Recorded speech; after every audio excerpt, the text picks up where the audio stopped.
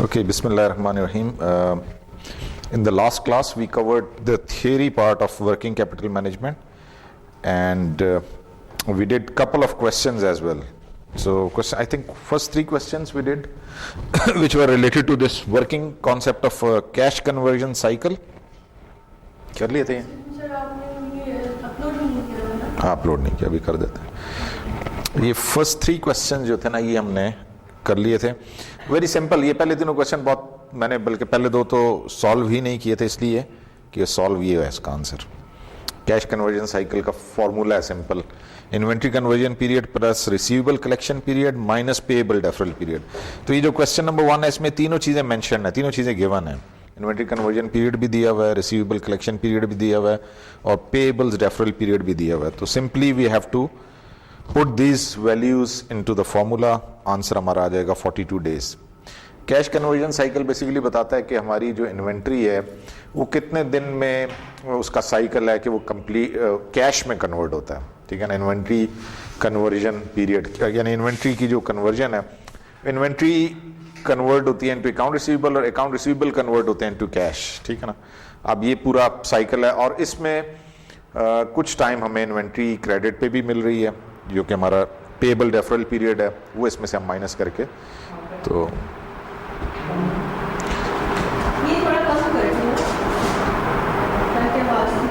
Okay. सही, question number 1 में कुछ खास चीज नहीं थी। क्वेश्चन 2 भी इसी तरह है। क्वेश्चन 2 में again here average age of account receivables is 45 days, the average age of accounts payable is 40 days and the average age of inventory is 69 days. अब ये तीनों वही चीजें हैं जो हमें फॉर्मूले में चाहिए, नाम उसका चेंज है। पहली चीज क्या है, average age of account receivable which is वो जो कलेक्शन पीरियड, ठीक है ना, average collection period, receivable collection period और average age of account receivable is the same thing, ठीक है, वही नाम चेंज है। The average age of accounts payable, this is same as payable deferral period, ठीक है। अगेन टर्म डिफरेंट यूज की है, लेकिन मकसद उसका वही है। एवरेज एज ऑफ इन्वेंट्री, ये भी इन्वेंट्री कन्वर्जन पीरियड है, ठीक है। तीनों चीजें हमें इस क्वेश्चन में भी गिवन है, तो सिंपली हमने फॉर्मूला के अंदर ये तीनों चीजें डालनी है और हमारे पास आंसर आ जाएगा। तो ये दो क्वेश्चन ऐसे थे जो हमने जबानी कर लिए थे, क्योंकि इसमें कुछ खास चीज है नहीं है। थर्ड क्वेश्चन जो था वो मैंने बोर्ड पे करवा दिया था, विच इज दिस वन कि Edwards Enterprises follow a moderate current asset investment policy, but it is now considering a change, perhaps to a restricted or maybe to a relaxed policy. The firm's annual sales are $400,000, its fixed assets are $100,000, its target capital structure calls for 50% debt and 50% equity. Its earning before interest and taxes is $35,000. The interest rate on its debt is 10% and its tax rate is 40%. With the restricted policy, current assets will be 15% of sale, while under a relaxed policy, they will be 25% of sale. What is the difference in projected return on equities between the restricted and relaxed policies? तो basically इस question में हमें return on equity calculate करना, उसको compare करना है। अगर company relax policy adopt करती है तो फिर उसका क्या रिटर्न ऑन एक्विटी होगा, अगर कंपनी रिस्ट्रिक्टेड पॉलिसी अडॉप्ट करती है तो उसका रिटर्न ऑन एक्विटी क्या होगा। तो रिटर्न ऑन एक्विटी कैलकुलेट करने के लिए हमने ये सारी एक्टिविटी की थी कि पहले हमें बेसिकली दो वैल्यूज चाहिए रिटर्न ऑन एक्विटी के लिए, हमें नेट इनकम और एक्विटी चाहिए। तो दोनों चीजें हमारे पास मिसिंग है, नेट इनकम भी नहीं दी हुई और एक्विटी भी नहीं दी हुई। तो नेट इनकम कैलकुलेट करने के लिए हमें इनकम स्टेटमेंट बनानी है, और एक्विटी फाइंड आउट करने के लिए हमें बैलेंस शीट बनानी है। तो हमने बैलेंस शीट बनाई, ऊपर वाले पोर्शन में अगर आप देखें कैसे करंट एसेट्स जो है उसने ये मेंशन किया है कि अगर कंपनी रिस्ट्रिक्टेड पॉलिसी अडॉप्ट करती है, लेफ्ट कॉलम जो रिस्ट्रिक्टेड वाला है, तो करंट एसेट्स जो है 15% ऑफ सेल्स होंगे। तो सेल्स यहाँ पे हमारे पास गिवन है 400,000 का 15% 60,000 आ जाता है। अगर वो कंपनी रिलैक्स पॉलिसी पे जाती है, जो कि दूसरा राइट हैंड कॉलम वाला है, तो वहां पे आप देखें करंट एसेट्स जो हैं they will be 25% of sales. तो 400,000 का 25% 100,000 आता है। बस ये डिफरेंस है इसमें, करंट एसेट्स डिफरेंट है, फिक्स्ड एसेट्स तो गिवन है 100,000 के। दोनों को हम ऐड करेंगे करंट एसेट्स और फिक्स्ड एसेट्स को, तो हमारे पास टोटल एसेट्स आ जाएंगे। रिस्ट्रिक्टेड के केस में टोटल एसेट 160,000 के आ रहे हैं और रिलैक्स के केस में टोटल एसेट्स हमारे 200,000 के आ रहे हैं। अच्छा, ये उसने बताया कि जी जो उसकी डेट और इक्विटी है दोनों 50% है, तो टोटल एसेट्स का 50% डेट होगा, यानी 160,000 हमारे टोटल एसेट्स का 50% डेट और 50% उसकी इक्विटी आ जाएगी। दोनों का हमने डेट और इक्विटी फाइंड आउट कर लिया। अब हमारे पास डेट की वैल्यू भी आ गई। अच्छा, हमें दोनों वैल्यूज चाहिए थी बेसिकली, इसलिए कि इनकम स्टेटमेंट के अंदर हमने इंटरेस्ट भी कैलकुलेट करना था। हमें डेट पता होगा तो हम उसको इंटरेस्ट को कैलकुलेट कर सकते हैं। ये वही क्वेश्चन है जो हमने पिछली दफा क्लास में किया था। अच्छा, इनकम स्टेटमेंट में हमारे पास EBIT गिवन है 35,000 है। Interest will be 10% of debt. अब डेट ऊपर से आप देख लें, जो रिस्ट्रिक्टेड केस है उसमें डेट 80,000 है, 80,000 का 10% 8,000 आ जाएगा, और जो रिलैक्स्ड पॉलिसी है उसमें हमारे पास डेट 100,000 है, उसका 10% 10,000 आ जाएगा। तो EBIT में से इंटरेस्ट माइनस कर देंगे, हम पास EBT की फिगर आ गई। इसका 40 टैक्स रेट इज 40%, इसका 40% हम टैक्स कैलकुलेट करेंगे तो हमारे पास नेट इनकम आ जाएगी। अब हमने once we have calculated all the values, दो ही वैल्यू हमें बेसिकली चाहिए थी, नेट इनकम और इक्विटी की, वो हमारे पास आ गई। नेट इनकम को इक्विटी से डिवाइड करेंगे तो हमारे पास रिटर्न ऑन इक्विटी आ जाएगा। रिस्ट्रिक्टेड के केस में 20.25% है और रिलैक्स के केस में 15% है। जो डिफरेंस है दैट इज 5.25%। यही हमने बताना था कि डिफरेंस कितना आएगा अगर कंपनी रिस्ट्रिक्टेड या रिलैक्स्ड पॉलिसी पे जाती है। Based on this calculation we can say कि जी return on equity in case of restricted is higher, तो कंपनी को रिस्ट्रिक्टेड पॉलिसी अडॉप्ट करनी चाहिए।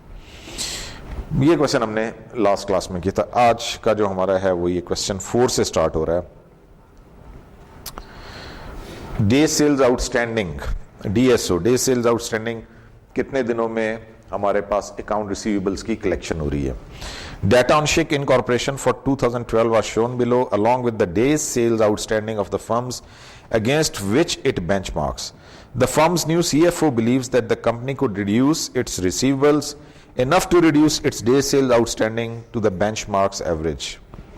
If this were done, how much would receivables decline? अच्छा, सेल्स हमारे पास है $110,000, अकाउंट रिसीवेबल 16,000 है। ये तब है जब कंपनी की डे सेल्स आउटस्टैंडिंग 53 डेज है। वो ये क्वेश्चन की रिक्वायरमेंट ये है कि हमें ये फाइंड आउट करना है कि अगर ये डे सेल्स आउटस्टैंडिंग 53 डेज से कम होके 20 डेज पे आ जाएं तो हमारे अकाउंट रिसीवेबल्स कितने होंगे। ठीक है, तो डे सेल्स आउटस्टैंडिंग का फॉर्मूला लगा लें, उससे हम फाइंड आउट कर सकते हैं रिसीवेबल्स, अकाउंट रिसीवेबल्स।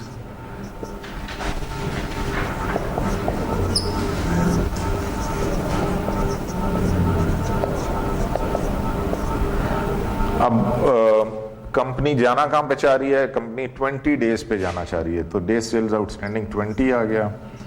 20 डेज पे अकाउंट रिसीवेबल्स कितने होंगे ये हमने फाइंड आउट करना है। सेल्स जो है वो उसकी चेंज नहीं हो रही, 110,000 की सेल्स हैं divided by 365,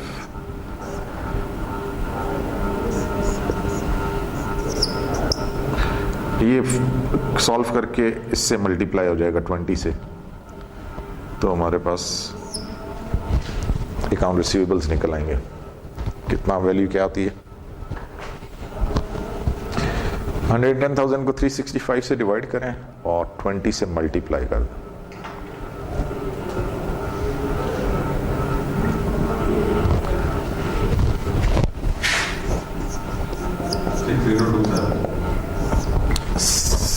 $6027।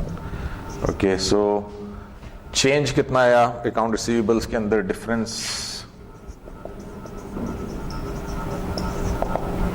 Current account receivables हैं 16,000 और अगर ये कंपनी 20 डेज पे चली जाए तो इसके अकाउंट रिसीवेबल्स 6027 हो जाएंगे। तो डिफरेंस इज 9,000 समथिंग आया, 9973। So if the company can reduce day sales outstanding to 20 days, the account receivables will reduce by 9973। ठीक है, यही आंसर आ रहा है, 9973 आ जाएगा।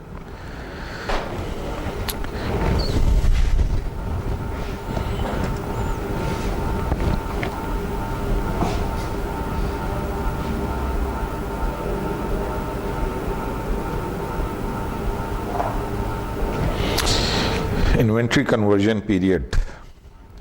Your firm's cost of goods sold average 2 million per month, and it keeps inventory equal to 50% of its monthly cost of goods sold on hand at all time.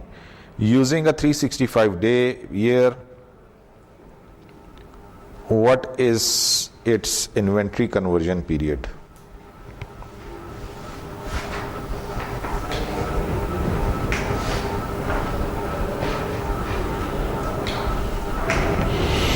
Inventory conversion period का formula है inventory divided by annual cost of goods sold divided by 365।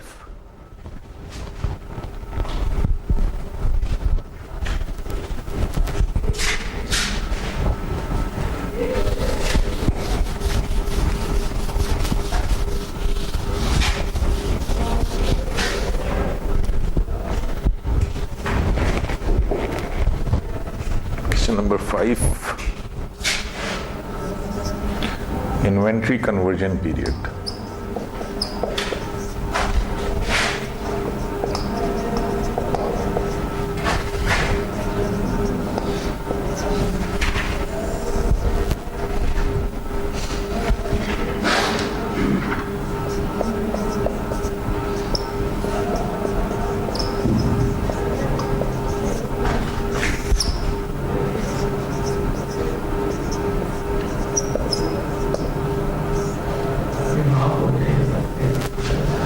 हाँ जी,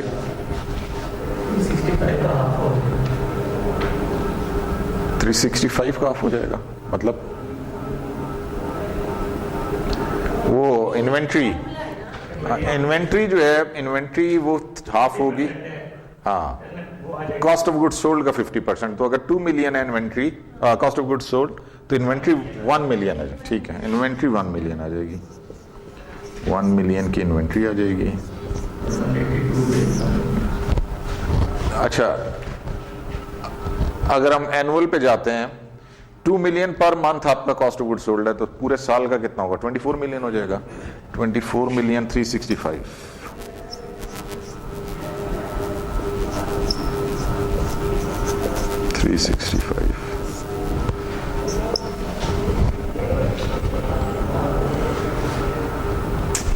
कितना आता है जी inventory conversion? तो ज्यादा आ रहा है सर, इसकी मतलब बाद में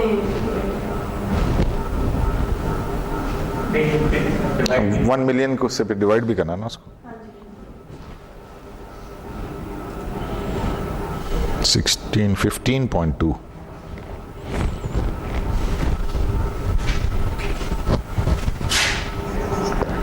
15.2 days।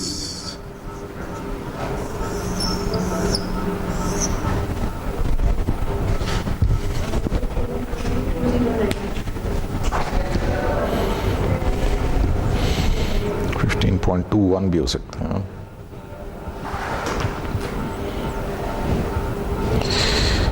Question number 6, payable deferral period. Data on Vents Incorporation for 2012 are shown below along with the payables deferral period for the firms against which it benchmarks. The firm's new CFO believes that the company could delay payments enough to increase its payable deferral period to the benchmark's average. If this were done, by how much would payables increase? Use a 365-day year. Cost of goods sold $75,000, payables $5,000, payable deferral period 24.33, benchmark payable deferral period 30 days. अच्छा, currently जब उनकी payable deferral period जो है वो 24 days है, तो उनके account payable 5,000 है। वो ये चाह रहे हैं कि इसको बढ़ा के 30 डेज पे ले जाएं। अगर 30 डेज पे जाते हैं तो पेबल्स कितने इंक्रीज हो जाएंगे? ये सेम उसी तरह से हम कर सकते हैं जैसे हमने वो पहला क्वेश्चन नंबर 4 किया था, पेएबल डेफरल पीरियड का फॉर्मूला लगा के।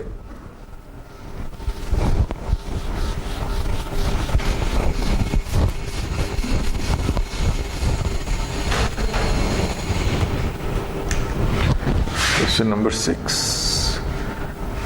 पेएबल डेफरल पीरियड का फॉर्मूला है accounts payable divided by cost of goods sold divided by 365। अगर पेएबल डेफरल पीरियड 30 डेज होगा तो अकाउंट्स पेएबल कितने होंगे? अगर cost of goods sold same रहती है 75,000,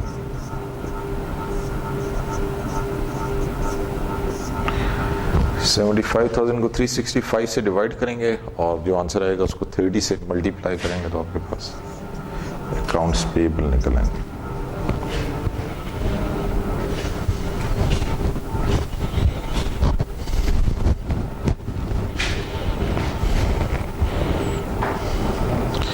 Six 164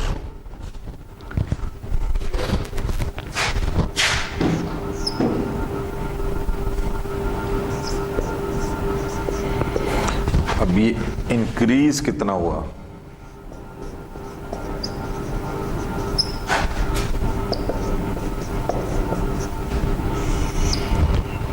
करंट अकाउंट्स पेएबल हमारे पास हैं 5,000, new accounts payable 6164, 1164,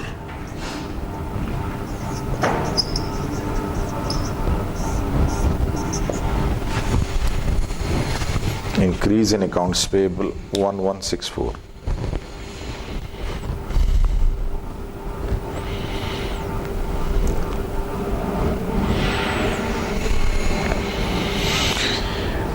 Question number 7 is related to cash conversion cycle. Cash conversion cycle के लिए हमें 3 वैल्यूज चाहिए, inventory conversion period, receivable collection period और पेएबल डेफरल पीरियड। देखते हैं इसमें से क्या क्या चीज़ें हमारे पास हैं और क्या हमें कैलकुलेट करनी पड़ेंगी। Desai incorporation has the following data in thousands assuming a 365 day year, what is the firm's cash conversion cycle?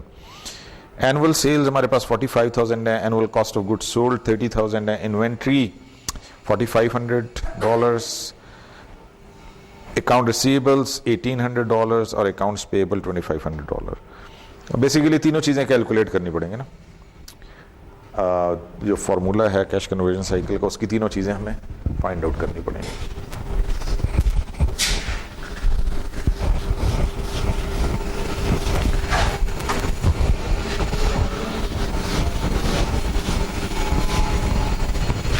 Question number 7.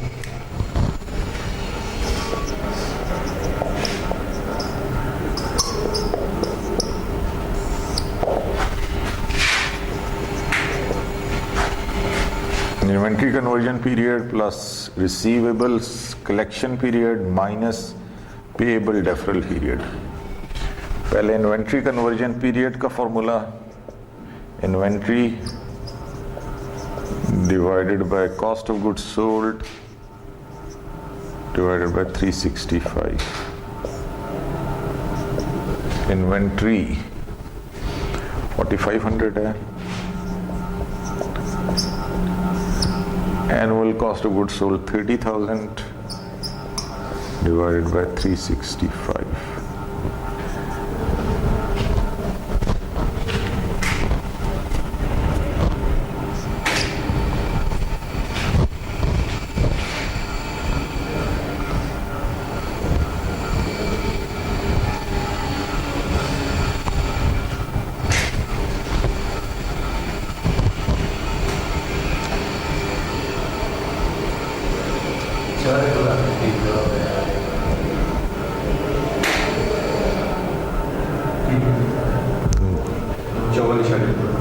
चौवन 54.75 डेज, ये आ गया इन्वेंट्री कन्वर्जन पीरियड. अब receivable collection period. Account receivables divided by sales divided by 365. Account receivables 1800, sales 45,000, 365.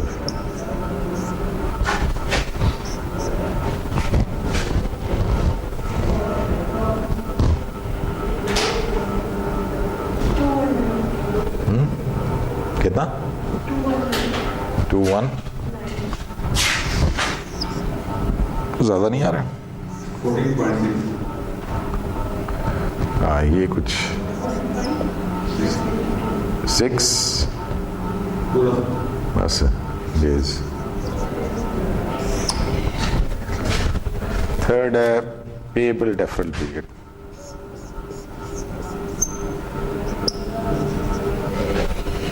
Invent payable account payable.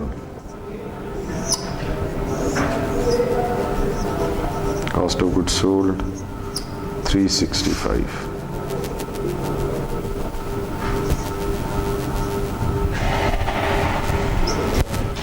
Account payable 2500.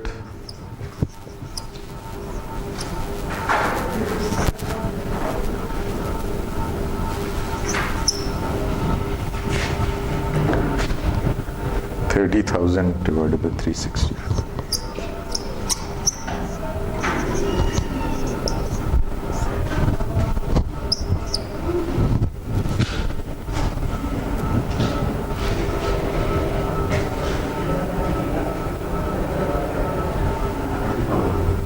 ये आएगा 30.41. 30.41. 42 कर दें. Okay, so now put the value in the formula. Inventory conversion period 54.75. Receivable collection period 14.6. Payable deferral period 30.42.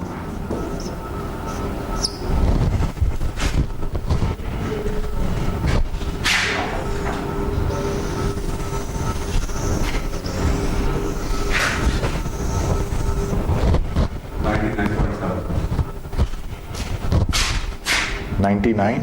0.77. सो पूरा ही कर दें यार. बाटा rate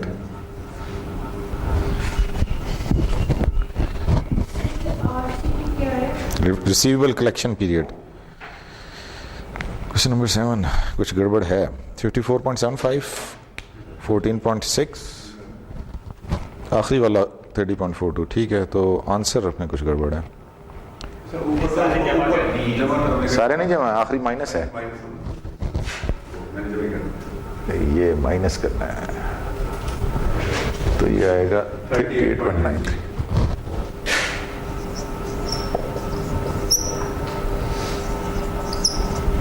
दो plus और एक माइनस. इन्वेंट्री कन्वर्जन पीरियड और रिसीवेबल कलेक्शन पीरियड प्लस करने हैं और माइनस पेबल डेफरल पीरियड.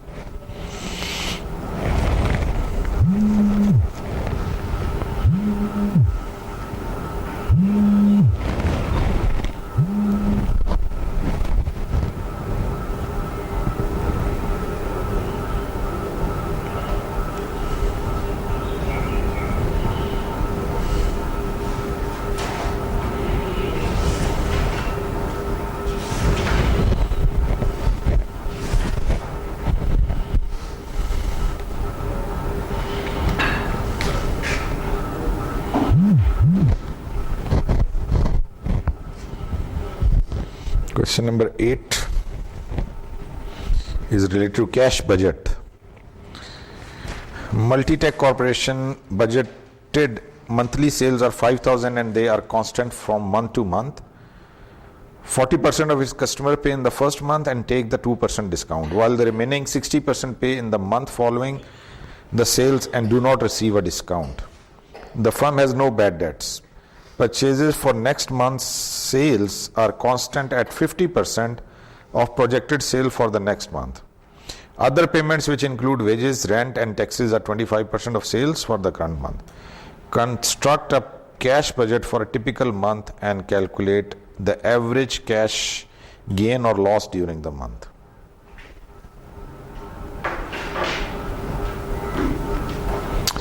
अच्छा जी, कैश बजट में सिंपली हमने दो चीज़ें फिगर आउट करनी होती हैं। एक हमारी कलेक्शंस कितनी आ रही हैं और दूसरा हमारी पेमेंट्स कितनी हैं। तो उसका एस्टिमेट करके we can prepare the cash budget. Question number 8।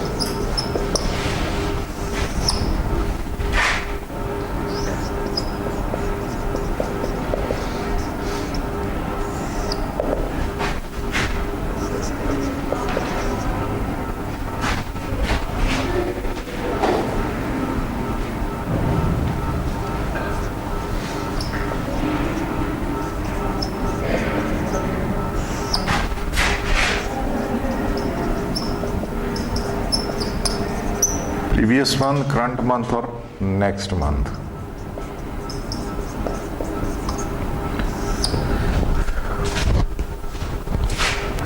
Okay, so 5,000 हमारी कांस्टेंट है सेल्स। 5,000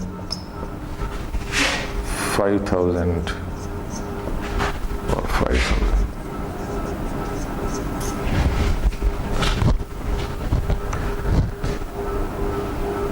अच्छा, अब ये जो 5,000 हमारी प्रीवियस मंथ की सेल हुई है, इसके 40% तो इस मंथ में पे किया, 60% वो इस मंथ में पे करेंगे। यानी 5,000 के 60% 3,000 हमें कलेक्शन आ जाएगी इस मंथ में।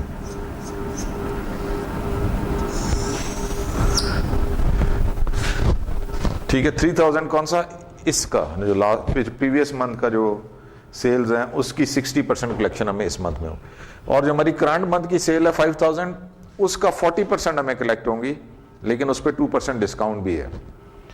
तो 5,000 का 40% हो जाएगा 2,000, उस पर 2% डिस्काउंट 2,040 1960।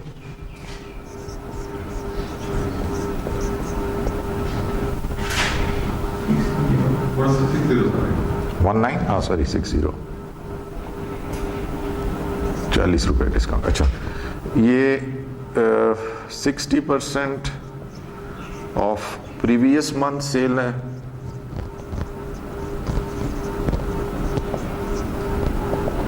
और ये 40% ऑफ करंट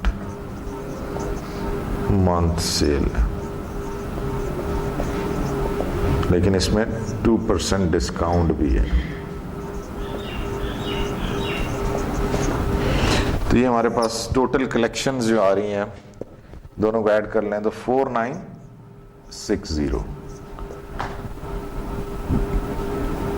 ये हमारी करंट मंथ में जो कलेक्शंस एक्सपेक्टेड हैं वो 4,960 की।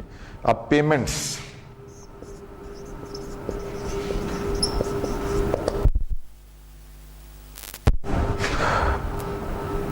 एक तो परचेजेस हो गई for next month sale are constant at 50% of projected sale. अब नेक्स्ट मंथ की हमारी सेल है 5,000, उसका 50% हमारी परचेजेस आ जाएंगे।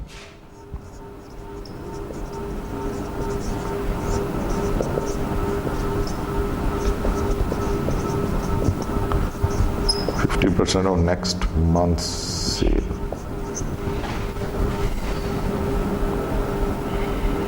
$2,500 ये हमारी परचेजेस की आ गई।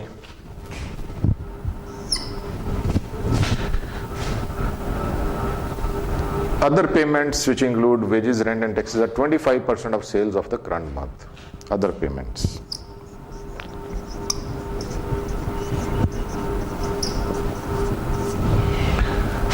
wages, rent and taxes.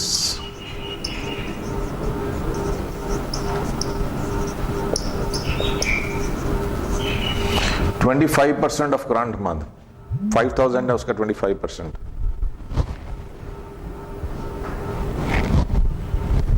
1250 कहाँ पे? इसका 25% ही लेंगे 4960 का। नहीं, नेक्स्ट मंथ की सेल जो है ये है ना 5,000 है उसकी 50% और अदर पेमेंट